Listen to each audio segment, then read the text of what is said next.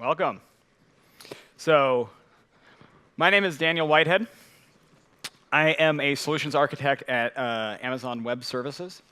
I am going to be talking to you about the title on the screen, IoT building blocks, talking about edge devices and getting data into the cloud, deriving data from that, and giving intelligence to your edge devices.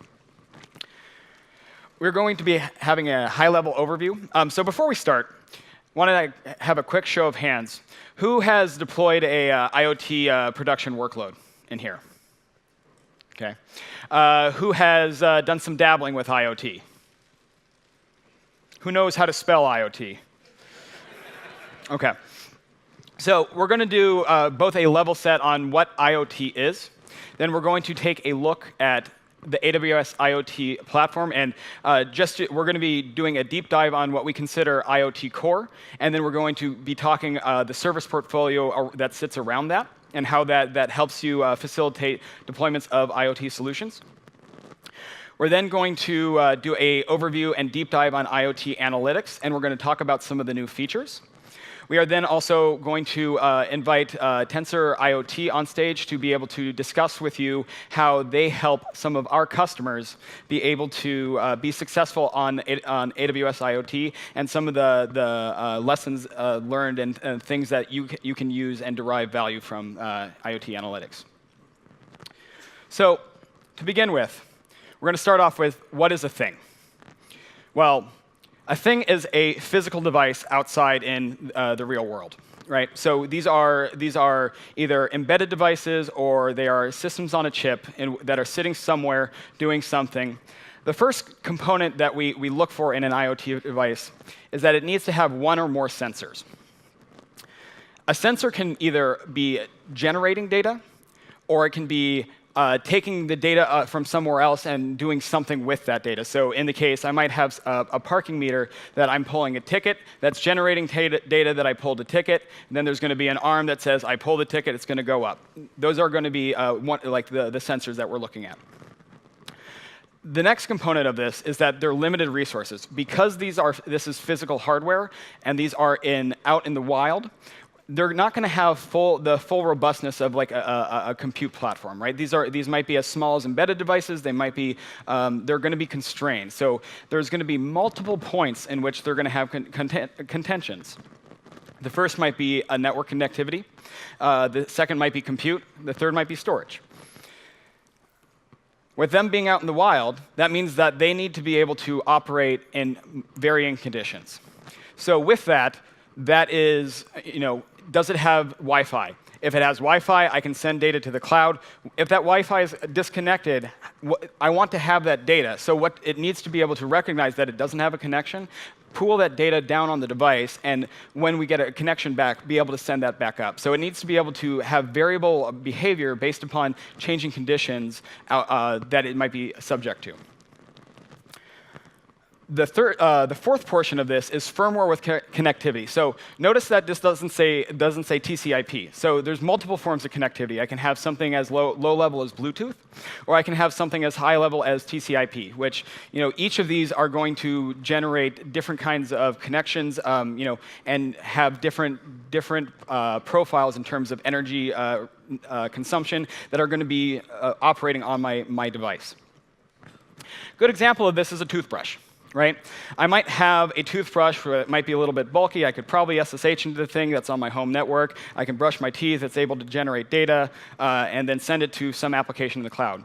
I might have one that's a Bluetooth-enabled toothbrush, which I have a mobile application that it's actually only sending data to my mobile application. Right? There's a varying range around this. So what is the Internet of Things? So these devices, in isolation, don't necessarily have a lot of value. The value comes in with them communicating with each other. So we're having them communicate through a platform or through the cloud so that they can interact and do things and provide value to customers or services to be able to do something based upon some action or some data. Right? Some use cases, I might be sending telemetry. I want to know when there's an anomaly within, let's say, a refrigeration unit. I want to be able to take proactive steps to be able to do maintenance.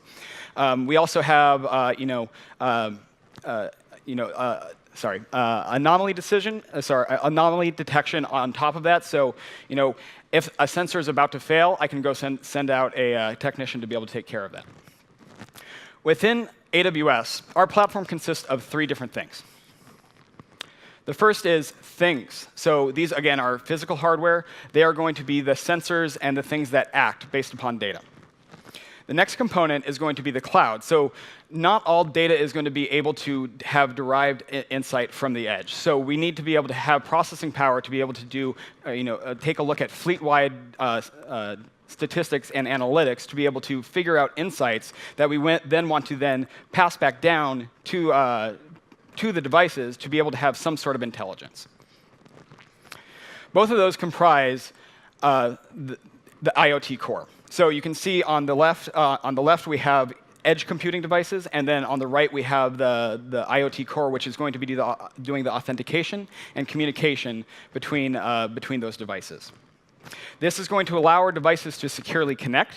They're going to be able to route messages to each other, take actions on that data. They're going to be able to have applications interact with that data as if it could talk to that device, as well as it's fully integrated with other AWS services. We also have a local gateway that you can bring down to an edge, so that you don't necessarily want to traverse all your data back to the cloud. There are some things that, due to compliance reasons, due to latency reasons, that you want to keep it close to as close as possible to the downstream applications. On top of that, we have fleet management tools. These are going to be able to help you scale from 1 device to thousands to millions. We then have fleet security and audit protection that you can utilize to be able to understand when, let's say, a device goes rogue, or be able to identify when devices are doing things that are anomalous and you might want to take actions on. Maybe it's based upon a suspected firmware. Maybe it's based upon a suspected hack. It doesn't matter. You have the ability to recognize those and start alerting and taking proactive actions against that. We then have the IoT analytics portions of this, where we're then taking a look at all the data that's being generated by our IoT devices, and then making intelligent decisions based off of that, training models and being able to do things. So again, we're going to first take a look at what components comprise the AWS IoT core. So the AWS IoT core helps customers provision devices in a couple of different ways. We have an identity service that allows us to have every single device on the AWS IoT platform is going to be authenticated. That means that we're going to be able to identify what that device is and what it's supposed to talk to. The device gateway is going to be able to allow that device talk to a platform. And from that platform, we have a message broker that's going to be able to relay messages to other devices or other services in the cloud. We then have a rules engine that's going to then be able to take actions dependent on the data that's traversing the messages. And then we have a device shadow, which, as an application, those devices might be going on and off. I want to be able to have a known state of that device to be able to interact with that. And finally, we have the registry to be able to have some sort of metadata associated with that device. This might be firmware. This might be SKUs. This might be my toothbrush at the end of the day. So we're going to start off with the authentication portion of this. Security is job 0 at AWS.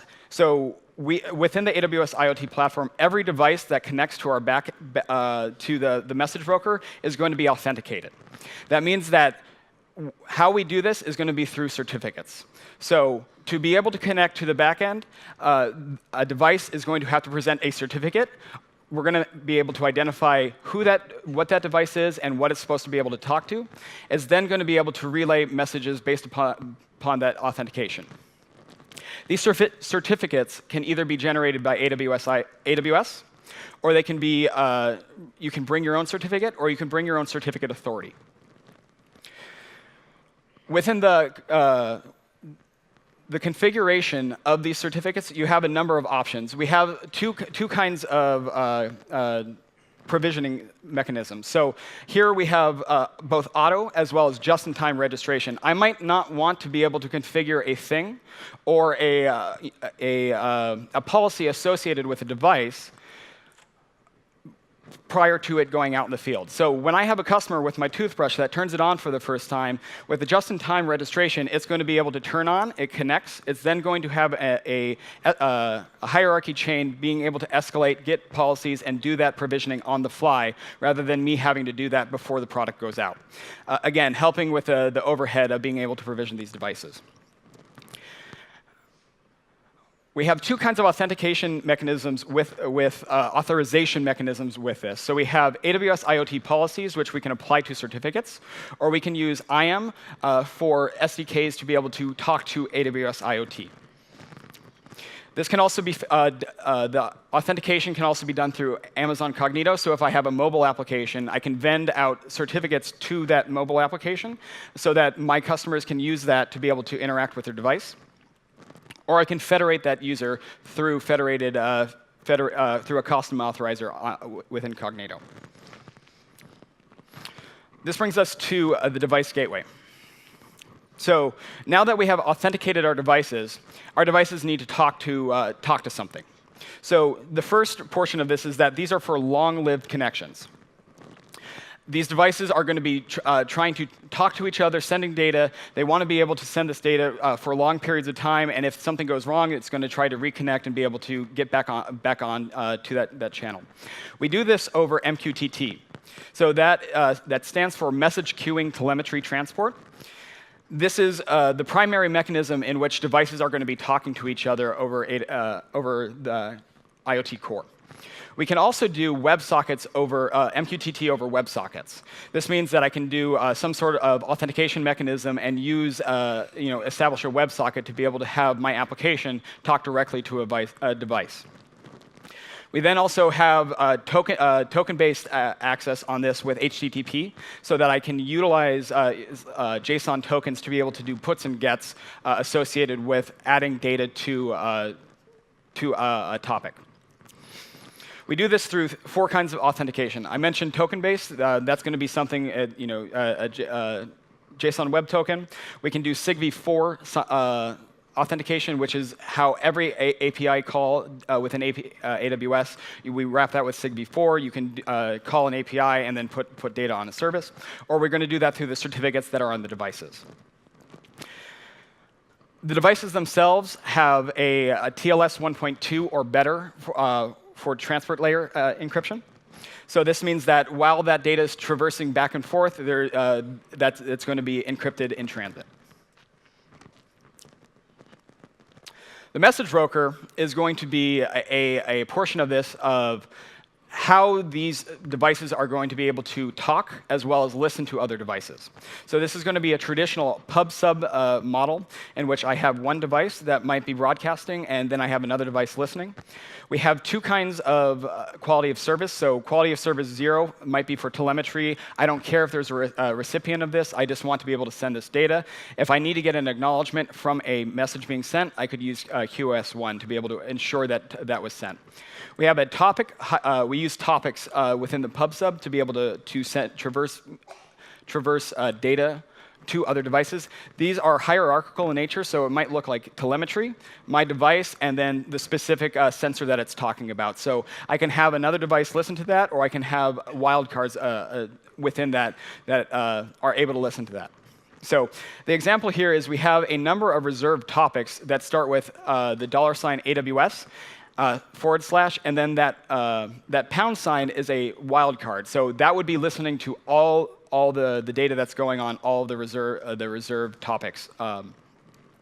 So again, I can have devices listening to one device, or I can have them listen to fleet-wide. The rules engine is where things start to become powerful. So the rules engine, I'm having devices communicate. I'm having data transferring between devices. However, having one device talk to another one is not necessarily going to allow me to do what I want to do. What I need to do is I need to be able to access and find actions based upon that data that's going through to be able to take actions off of that. So this allows me to use a SQL-like syntax to be able to select from a specific topic a condition that I would then take an action on, right? So it's going to be able to take an action. I can send things to, say, Amazon Kinesis. I can send things to SNS. I could trigger a Lambda function based upon that data. If I wanted to alert, I could send an alert to an SNS topic, which could then trigger an email out to someone. We also have the ability to republish messages. So this means that when I see a message coming on a topic and I wanted to put it onto another one for, let's say, that's going to my data lake, I'd be able to republish it to a topic and have that go directly into my data lake.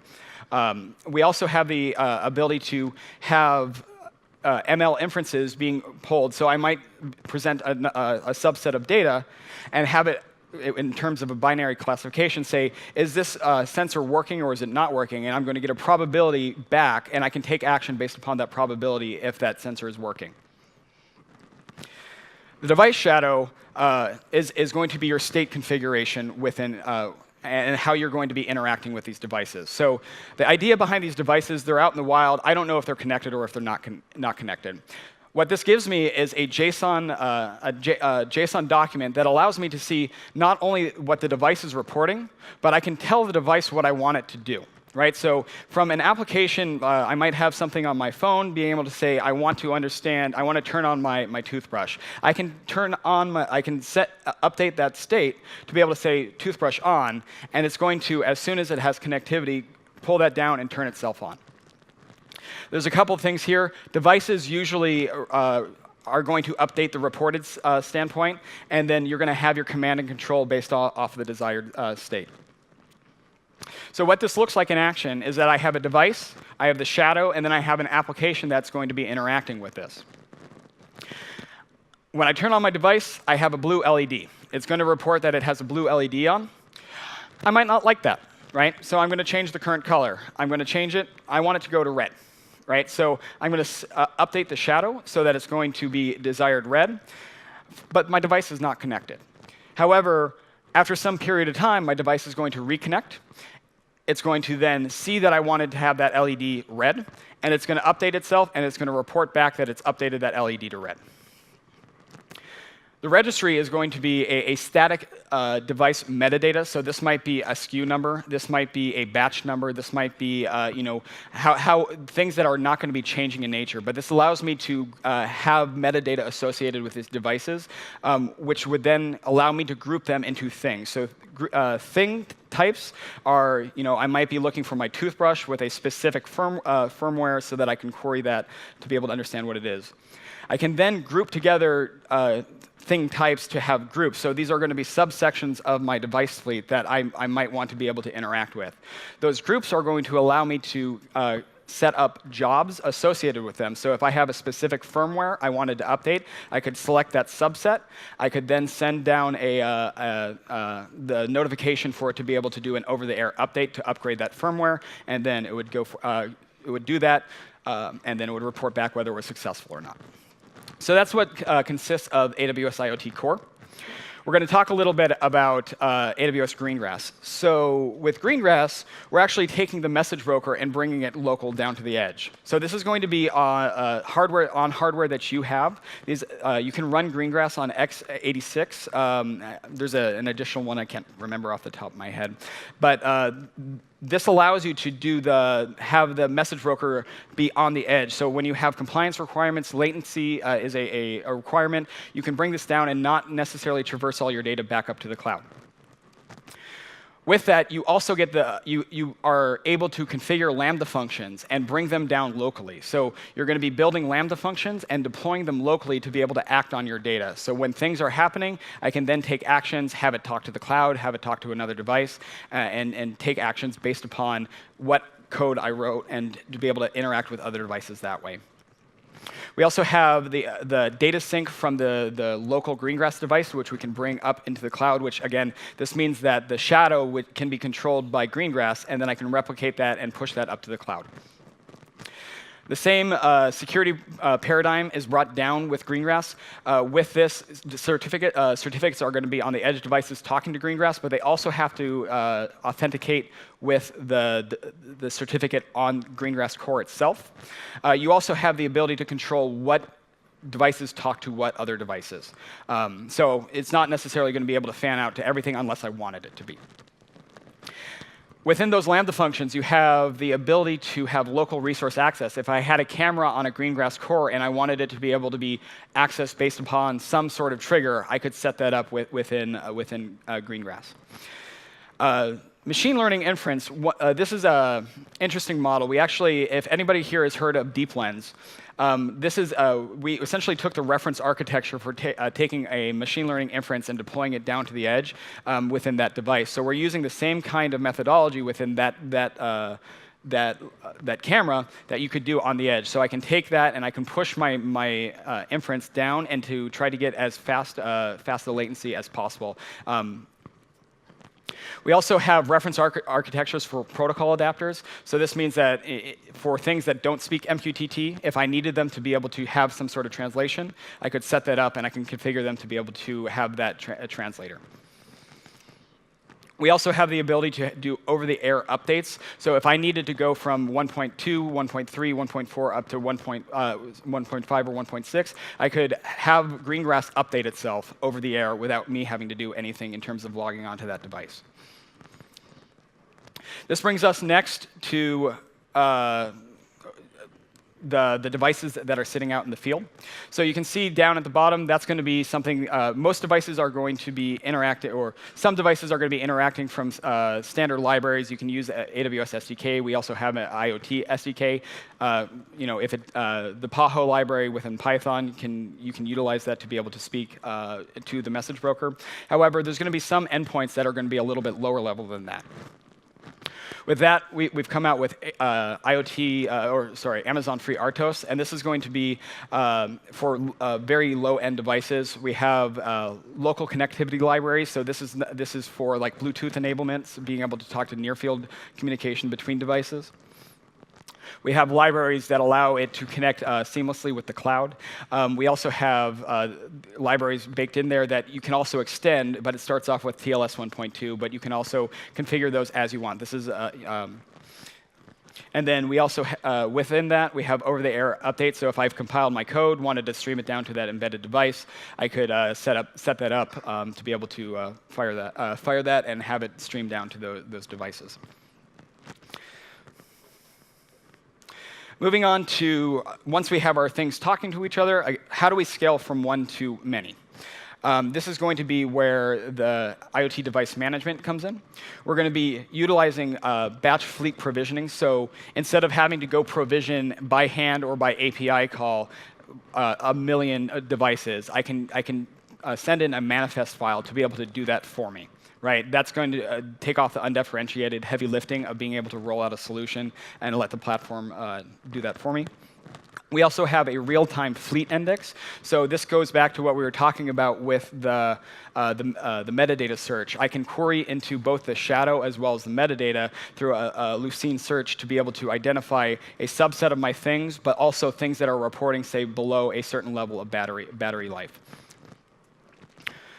We also have fine-grained device logging. So if I've identified a subset of my devices that are running anomalously, I can trigger on them to be able to have additional reporting capabilities. I don't have to turn it on for the entire fleet. I can zero in on a number of devices or the subset that I want to take a look at, turn that on, see if I can find it. Once I find it, I can have it go back to the way it was before, and then move forward. Lastly, but not, we have over-the-air updates, which again, this allows me to find a subset of my device fleet that I can send firmware updates and configure them over the air. When I send a over-the-air update, it's going to configure a S3 pre-signed URL, and with that, it's going to try to take that device and try to upgrade the firmware. If after it tries to do that, it's going to report back if it was successful or not, and I can see the results based upon how many devices were successful or failed.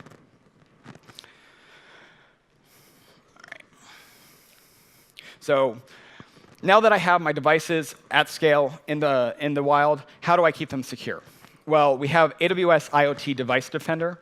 This is going to allow me to set audit configurations for my devices. If I have a batch of toothbrushes that I'm going to send to China, and I want them to remain in China, I can either whitelist or blacklist traffic coming from around those areas. So I can ensure that I have a product that was specified for a specific region stays in that specific region. If I didn't want to do that, I could also monitor behavior. I could see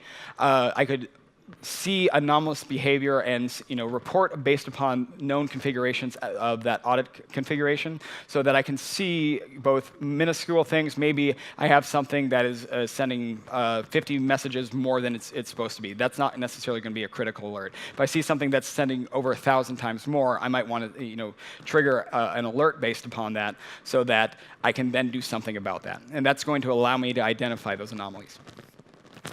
With those identified, I can then generate alerts to be able to take a look at what's happening within that. So again, this might allow me to take a look at, this might be something within a specific firmware, a specific SKU number. I can drill into that to figure out what that looks like, which then allows me to patch security vulnerabilities within my fleet. All right. So, and as we're going on to the IoT Analytics, I'm actually going to pause here, and I'm going to introduce Vikas, who is our IoT project manager, who's going to be able to do a deep dive as well as an overview about AWS IoT Analytics.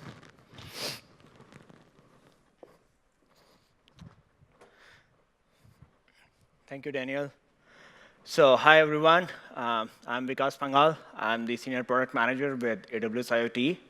So Daniel has actually given a quick overview of how AWS IoT works and how different portfolio of services are actually stitched together, helping you to connect your devices, manage your fleet of devices. But I think the proper return on investment can only be realized when we actually try to analyze the data that is coming out of these devices. Because that data would have so many hidden insights. Like, we really wanted to understand how the devices are operating in the field, how we can further improve those devices and the customer experience based on this data. So speaking of analysis, is that really easy or that easy to do analysis from this data which is coming from IoT devices? So let's talk about some of the challenges. So speaking of the challenges, IoT data itself is very noisy. It's so heterogeneous in the sense that the sensors are out in the field.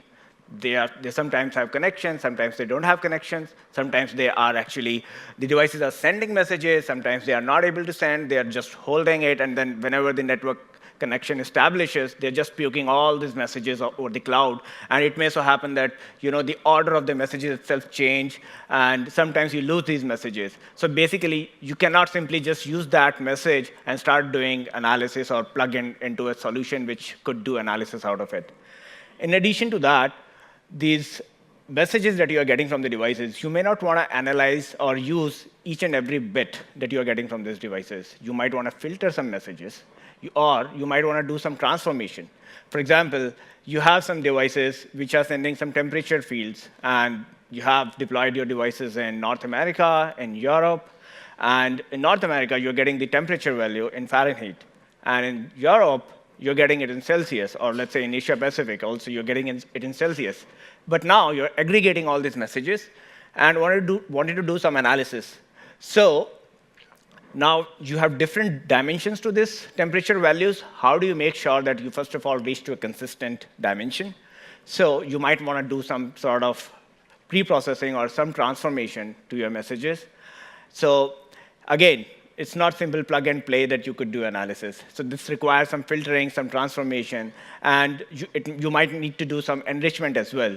For example, you have soil moisture sensors you have deployed in your farm, and your soil moisture sensor is giving you the moisture values, but you know that you get the values out of this sensor, but you don't know whether this moisture value is because it rained or you actually watered the crop. You don't know. You would just get the moisture value. So how do you build some context around it, like what exactly happened, and which, as a result of that, you're getting these values? So in addition to that, you might have some on-prem data store where you have like some customer metadata are associated with your devices. So you wanted to tag like which device is sending what messages and how these devices are related to my end customer. So you might want to get some external information as well tagged along with these messages. So how do we do this enrichment? So all these challenges, and then because you have so many devices, so much of data coming in, so how do we store this data? How do we manage these storage policies? How do we make sure that we keep the data integrity in such a way that when you analyze this data or when you scan this data, it gives you near real-time scanning performance? So these are some of the challenges which are basically contributing to the key challenge at how do we do the analysis, or how do we sort of operationalize our analysis for our devices. So IoT analytics. So how IoT analytics helps? It's basically a fully managed service which does all of these things that I just said. It basically collects the messages from the devices.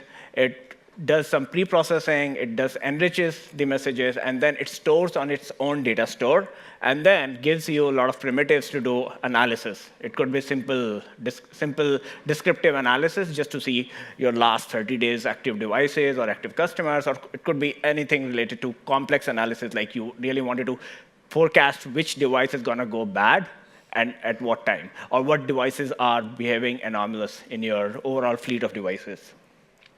So let's see how it works, actually. So AWS IoT Analytics makes sure that it gives you all flexibility to send messages from different sources. So if your devices are connected to AWS IoT platform, you can send the messages from AWS IoT directly to the IoT Analytics. So IoT Analytics has multiple components. The first component is channel, which is where the service ingests all the messages from different sources.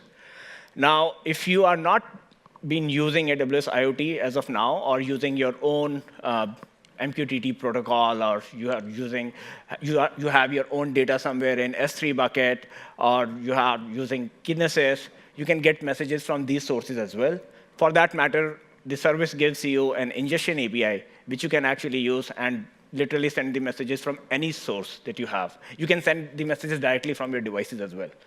So all these messages, which are coming in a raw shape, are actually entering into IoT Analytics. And then the service actually sends it further to the pipeline, which is the next component of the service, which gives you all the primitives to do analysis. So the pipelines have some inbuilt activities, like filter activity, transform activity, or enrichment activity, which helps you to do some pre-processing on your messages to bringing them in a shape that you can actually store and analyze. In addition to these standard activities, if you feel like you need some complex transformation, or you wanted to enrich some data from your local on-prem store, or from weather site, or from geolocation website, the service also gives you a Lambda function, which you can actually use. And basically, using that Lambda, you can teleport the messages to any other external data store or any other external entity and get these messages enriched. So what happens after that? So when the messages are getting enriched, these messages are going to the data store. So this is IoT-optimized data store, again, provided within the IoT Analytics. So now this is where your processed messages or processed data gets stored. And this is where you can start doing analysis. So when your processed messages are stored in the data store, there are two types of analysis that you can do with the service. One is the simple descriptive analysis. So the service gives you SQL-like queries. You can run those queries, or you can schedule also those queries. For example, you wanted to build up some dashboards or some analysis for your regular weekly cadence or daily cadence to see how your devices are operating. You can schedule your SQL-like analysis. And once you do this, once you write the SQLs, the result is basically called as a data set. So this is a tabular output of a SQL, as we know. And this tabular output can be basically sent to QuickSight. So the service IoT Analytics has a quick integration plugin with the QuickSight, so you can directly start visualizing your devices with just a few clicks. In addition to that, if you have some complex use cases which are beyond SQL, For those use cases, you can use the advanced analysis capabilities of IoT Analytics, which is the Jupyter Notebooks.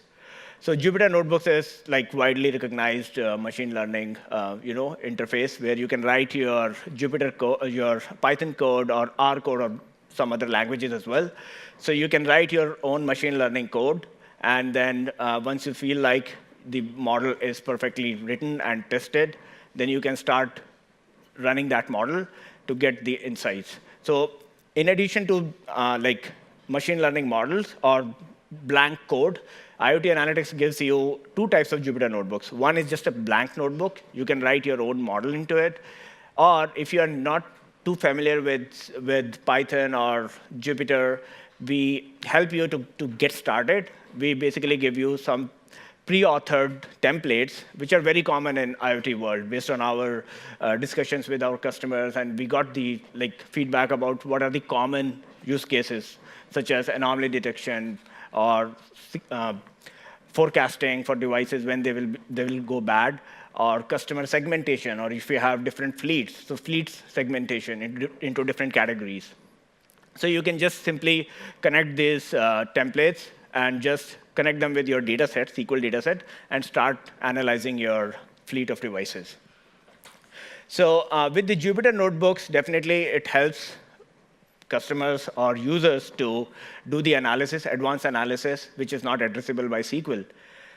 So now what happened is, when we discussed with our customers, we learned that they want to automate their analysis now. So they have created an analysis in Jupyter Notebook. Now, the challenge with the Jupyter Notebooks is that they have to run it manually. So there is a run button on the Jupyter, which they have to click every time to execute the model, which is somewhat operationally burdensome because the data scientists have created this model. Now the intent of that creation is to automate this analysis. So how do they automate this analysis using IoT Analytics is one of the key requirement for our users. In addition to that, we realized that some of our users have been already using some other tools, like MATLAB, Octave, or some other machine learning tools. And they have already created some models into those tools. So how do we make sure that we give them a simple or seamless integration capability so that they don't have to reinvent the wheel, or they don't have to actually rewrite the entire model in Jupyter Notebooks? So how do they basically run those models or custom analysis code that they have created in different tools on IoT Analytics? And the third thing is the SQL queries that IoT Analytics offers. Again, it depends on different users. So sometimes the users who are savvy in SQL, they can write their own SQL queries and complex SQL queries to analyze only limited chunks of data. But if you are not too familiar with SQL, but you simply wanted to analyze the data in such a way that you do not want to repetitively scan all the data available in the data store, how do we do that? How do we simplify that experience for our customers? So these are some of the things that we are trying to solve. So today, we are excited to announce that we have launched a couple of new features for our IoT Analytics customers, which are going to address each of these concerns. So starting from the first feature, we are launching Bring Your Own Customer feature, a customer container analysis feature, in which you will actually be able to import your own custom analysis container. So if you have written your analysis in MATLAB, SPSS, or any other tool, simply just import that container in IoT Analytics, and we will make sure that we will execute it with the data that is coming in IoT Analytics. So as part of this feature, we had SQL datasets as of today, but with this feature, we are adding container type of dataset. So it's going to be, again, a new dataset wherein you will be able to import your existing container. And no matter the container contains whatever the code it is, it's a black box for IoT Analytics. As long as you have followed the right inputs and output parameters for the container, you can simply import that container into the container dataset and execute it for generating your insights. So what happens to the challenge which our Jupyter Notebook users had? Like, they wrote their model, but they were not able to automate it because they had to manually click on Run button on Jupyter console. So for that as well, we are excited to launch a Jupyter extension to containerize these Jupyter Notebooks and all the associated libraries. So IoT Analytics is offering a one-click container extension on Jupyter notebooks. So you can just simply click on that container extension, and it will simply package all your Jupyter notebook files and libraries into an executable container image. And then once your container image is created, it is basically saved in the ECR account, and you can import that container into your container dataset and execute that container with IoT Analytics. So in addition to that, today when you do the visualization, you are doing these visualizations with the QuickSight. So with these new features, if you are using Jupyter notebooks or any other external custom tools for within your container, and if there are any visualizations in your analysis, you can actually you can actually visualize these graphs or analysis within IoT Analytics console itself. So if you are using some libraries in Jupyter notebooks to do some basic visualizations, you can actually just run the container, and then as a result of the container execution, IoT Analytics will embed the visualizations on its console. So you don't have to actually go to a different tool to see the visualized results. So the other new feature that we are adding to help you automate your analysis is basically Container Execution Scheduler. So what Container Execution Scheduler does is basically it has the container that you have imported. So in the container dataset, we will give you a capability to schedule it, just as you can schedule your SQL datasets. So now you can schedule your container datasets as well, starting from a few minutes to days or months or whatever time that works for your analysis. So you do not need to basically come back to the service console or write your own complex script, which would do this automation or schedule your analysis. So with built-in scheduling capabilities, you can just, with a few clicks, you can schedule your analysis. And based on the frequency that you have scheduled, you will be getting the outputs on the service console, or you can generate the alarms or notifications, depending upon what analysis you are doing. The other new feature that we are launching is basically an incremental data capture capability. So like I said, our users were writing SQL queries, and they were modifying their SQL to a very complex SQL statement wherein they wanted to just capture only the new data that is arriving into the system, because they don't want to continuously or repetitively scan the same amount of data every time, which is available in the data store. So we are launching delta time window capability, which is basically allowing you to scan your data incrementally. So to give you an example, if you have ran your analysis last Monday, maybe 1 p.m. Eastern time, and now you are running your analysis again today at like 4 p.m. Pacific time, then whatever data has been added into IoT Analytics since last execution will be automatically captured for your analysis. So you do not have to write a complex SQL queries with complex where clause, like last 24 hours or last 5 days or something. It automatically captures whatever has been added into the system since last execution. And this execution could be like last 7 days, last few months, even last few hours or few minutes. So the delta time window will ensure that it will precisely scan the data which is added into the system, and helps you to make more efficient analysis, and also save some cost for you, because now you're not repetitively scanning the same amount of data, because you're just scanning the new bits that are added into the system. So these are the features which are going to help you in terms of operationalizing your overall analytical workflow. So overall, IoT Analytics is now getting into a service which is not only helping you in running your analysis, but also operationalizing or automating your analysis. So in this ingestion capability of the service is actually giving you more flexibility, getting data from different sources. You could get data from S3, Kinesis, or any other source using the ingestion API. And the service allows you to capture messages in JSON or even in binary format as well. And the service is elastically scalable. It would support more than 100K TPS. So if you have so many devices, the service would be able to handle all the load that it will be getting from these different devices and different messages. Similarly, on the processing side, all these inbuilt activities would be helping you to process your data so that you can make it analytical friendly. And if you need something beyond the inbuilt capabilities, the service gives you to use your Lambda function to do the analysis.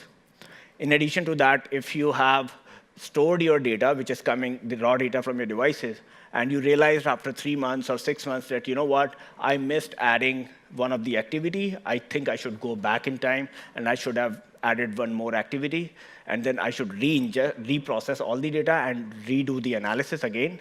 So the service gives you that flexibility as well. So you can simply reprocess all your data that you have sent to the system since last 6 months, or depending upon how long you have been retaining your data. But it'll give you this flexibility so that you can actually go back in time and do the reanalysis again. And similarly, in terms of storage, you do not have to manage your own storage or any other storage repository. No storage permissions, no retention policy management or something, and no data partitioning. So everything is handled within the single service. So IoT Analytics has its own IoT-optimized data store, which will basically help you store your time series messages. And it will also partition these messages in such a way that you will have faster query performance for your near real-time sort of analysis.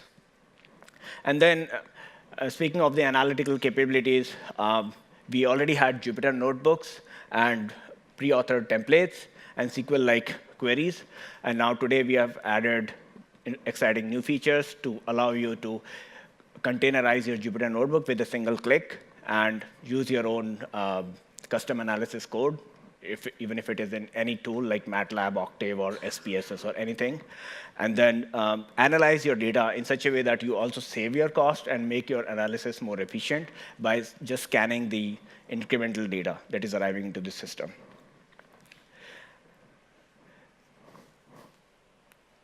So speaking of these features and the service, we have a couple of customers who started using IoT Analytics. And they have been using the service for different use cases. Some of these customers are using for finding anomaly within their devices, whereas other customers are using it to improve their end customer experience, doing predictive maintenance or predictive analysis so that they can actually notify their end customers before the device could go wrong. And similarly, we have some partners as well who have been building interesting solutions using these new capabilities and existing primitives of IoT Analytics. And speaking of partners, we have one partner today, TensorIoT. And I would like to invite Ravi Kumar from TensorIoT to talk about how they're using IoT Analytics and how it is simplifying their use cases and improving their customer experience. Thank you. Okay. So let's go through. Again, thank you, Vikas. Hello, everybody. My name is Ravi Raghunathan from TensorIoT. In the interest of time, I'm going to go through quickly who we are. We are an advanced consulting partner for AWS. And we are all in on AWS, super happy about it, super proud of it. And what do we do? What our capabilities is that our capabilities are in the IoT space, AI, ML space, conversation interfaces, AR, VR space, and containers, and so on.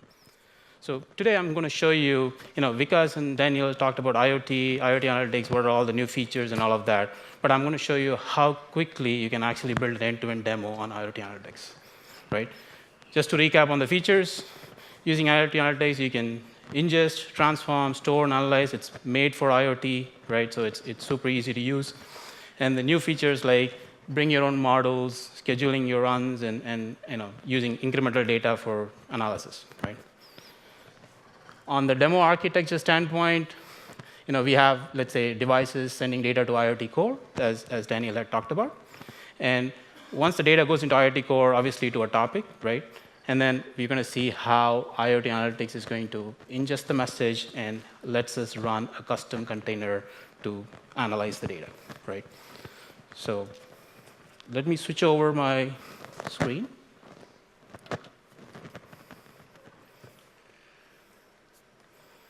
OK, perfect. Let me go to the full screen. in the interest of time, what I've done is, we have a demo that's pre-recorded, right, and sort of skip through the portions where you're not sitting and watching a container getting spun up and running. So this is going to show you a full-on end-to-end flow of how easy it is to start an analysis, get started in IoT analytics and go through an analytics process, right? So here we are actually creating a channel. This is where, as Vikas mentioned, channel is where you're consuming the data, right? This is where, from the IoT topic, the data flows into the channel. So you're going to create the channel. And then after the channel is created, now we'll have to create a pipeline. Pipeline is when you consume the data from the channel and start to enrich the data. So you're now enriching the data to say, hey, I want to what attributes I want to add. As Vikas mentioned, you can actually take Fahrenheit and add, do calculations to centigrade and so on. But for our demo, we're just going to select the attributes as is and go to the next step. Now, once you've done the channel and pipeline, what you're going to do is create a data store.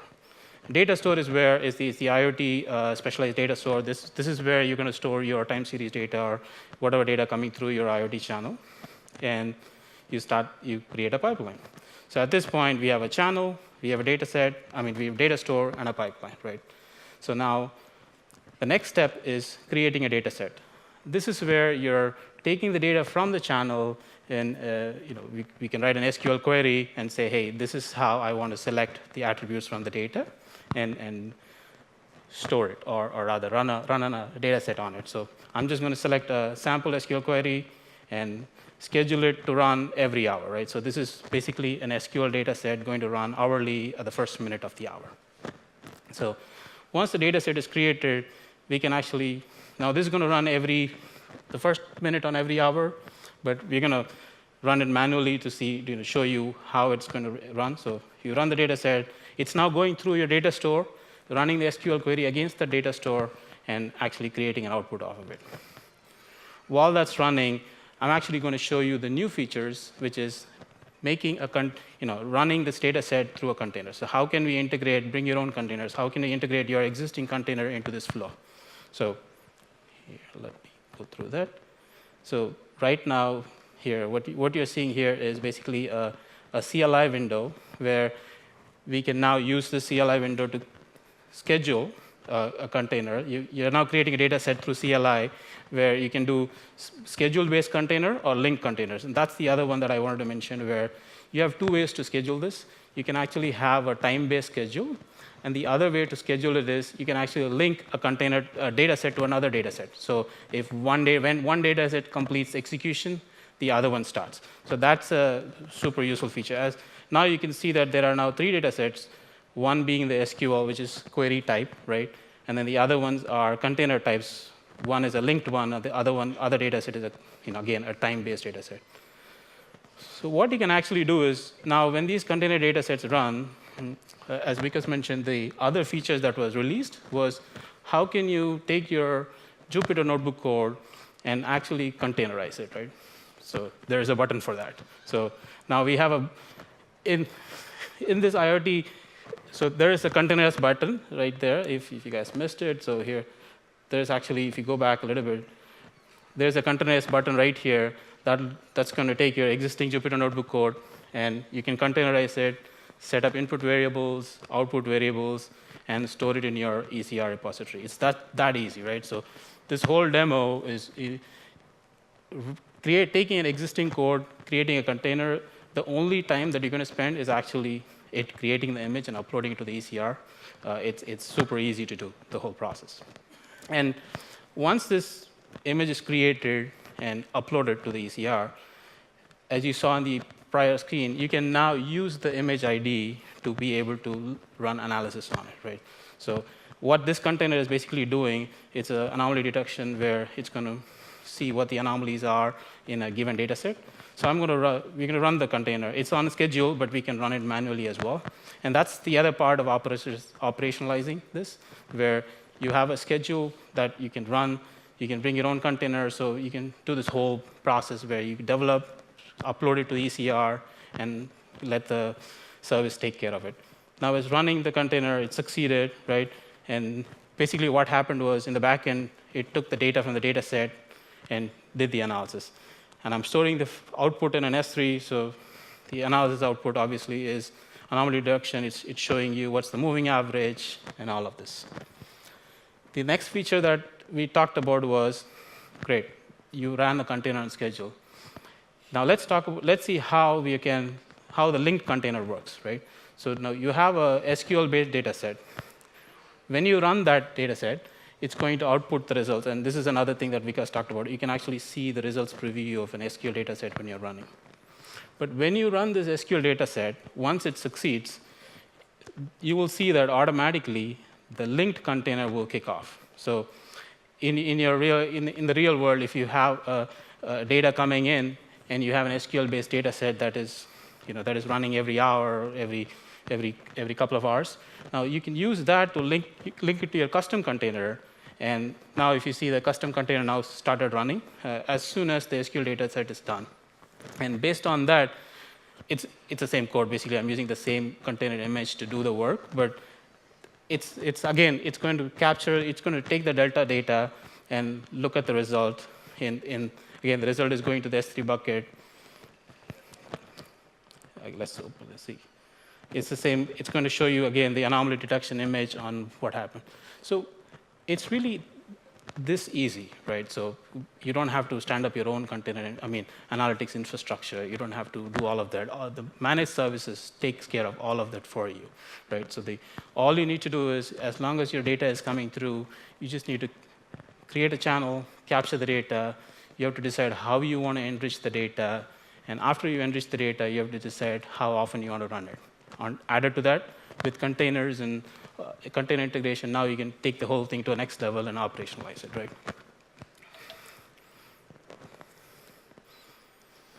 So that's the demo.